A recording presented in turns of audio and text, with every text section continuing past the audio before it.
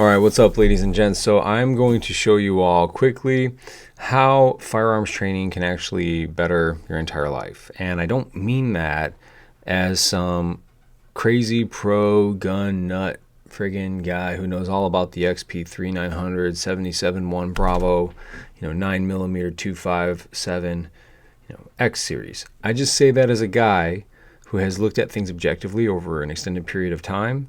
And not only do the stats and the data back this all up, but my life experiences back this up. And those life experiences were that as a special operations Marine for 7+ years out of my 13-year time in the Marine Corps with 7 deployments all over the place. And I've seen this in action a lot. And I've lived it. And so I want you to just give me 5 minutes of your attention, and I will literally show you how this could bleed over into every other area and aspect of your life, making your life more fulfilling and ultimately you a better person. The number one priority our brain has, and you're going to see the evidence of this here shortly, the number one priority is survival. Avoidance of death and pain. That's it. Number one. At the unconscious level, when we break up the brain here in just a moment, you'll learn that in the most primitive portion of the brain, which is actually most responsible for the fight or flight mechanisms, or what I like to call fight or fear-based response, that right there is in control.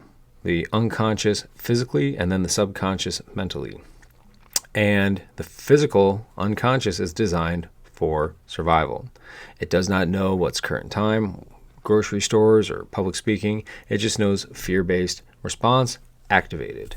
And so what happens when this occurs? Well, or let me take a step back. When does this occur? This occurs all the time because we're being conditioned to believe that humans are bad by getting fed all the negative news. Who's responsible for death and politics and economies and societies falling apart, all this bad stuff? Humans. And so our unconscious brain has been primed and programmed through the subconscious conditioning of our environment. So physiologically, it's been wired based off of the external information that we're constantly receiving to believe all human beings are bad. And so therefore we have anxiety about other people, because as much as we rely on other people, we also fear other people for the purpose of death or victimization. And so the majority of that fear comes from the inability to defend ourselves against said fear. Because even if you heard, spiders are bad, or ladybugs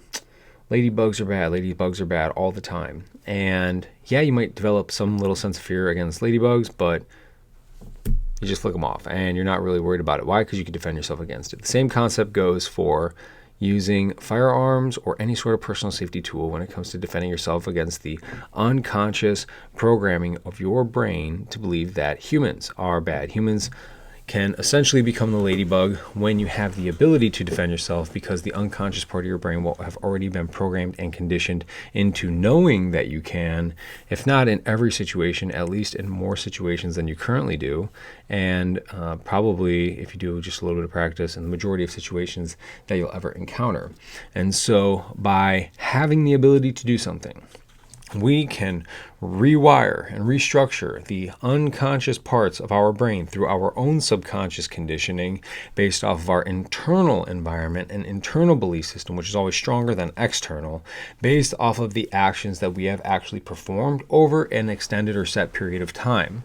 We have inflicted the adversity of learning a new skill upon ourselves, and we stuck to it, and that self-inflicted adversity is always going to make us more resilient and adaptable against anything external, because again, it comes from within, and that which you possess within you can then give without, or out to, I should say.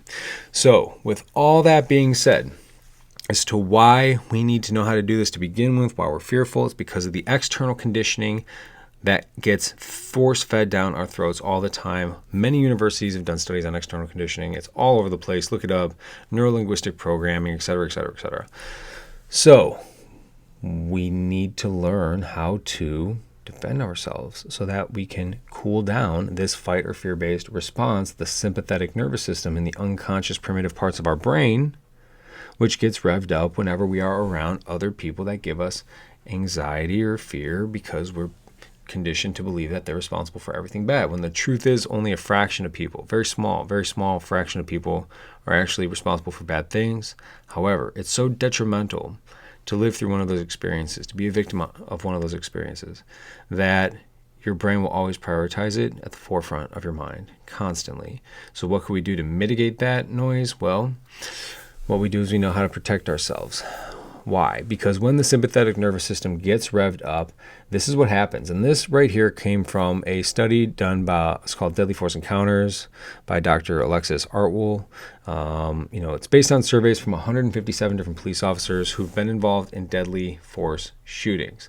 They are saying, based off these percentages they experienced when their sympathetic nervous system revved up, diminished sound, tunnel vision, heightened visual clarity, slow motion time, memory loss, and false memories. And we're going to kind of dive into these a little bit more farther detailed when it comes to things like you had diminished sounds and tunnel vision, yet hyper clarity, like heightened clarity, but you had memory loss or even false memories. We're going to dive down into what's happening here shortly, but I just want to start this off with, this can all be a warped version of what you're experiencing in your daily life, whether it's work or home or school or kids or friendships or relationships. You can be experiencing some variable of these, or some variant of these activities in your daily life, but you live with, tunnel vision, because you're just like crazy hyper focused on whatever it is that is dragging you or distracting you throughout your day because of the fear response that you have going on.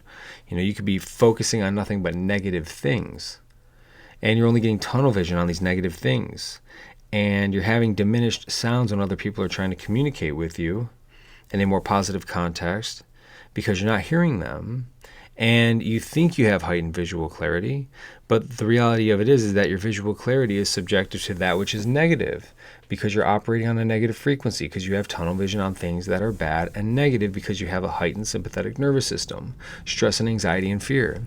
And so all this other stuff, especially when we get into memory loss and false memories, because it's like, now what are you doing, right? Or memories are you warping? So by knowing how to protect ourselves, we can keep that sympathetic system cooler than it currently is revving at. And whether yours is revving at a high level, medium high, medium, low medium, it's revving higher than it can be. And wouldn't you want to live the best, most abundant, positive version of your life possible? So why would you want to have hyper-focused clarity and tunnel vision on things that are bad and negative in your life due to your inability to defend yourself? All right, I hope that gives you some perspective on how knowing how to defend yourself against violence, violent crime, taking firearms training, things like that, can absolutely benefit you, not just in that most important area of your life, but in all other areas of your life. Why gun training is so absolutely important. You're empowering yourself with skills and knowledge and information and capability. That's good. You want to be empowered with skills, knowledge, and capability, and competence with something new, and confidence in yourself and learning something new and accomplishing something. It's all good. Nothing bad ever comes from learning how to do something that could save your life or somebody else's life, like CPR.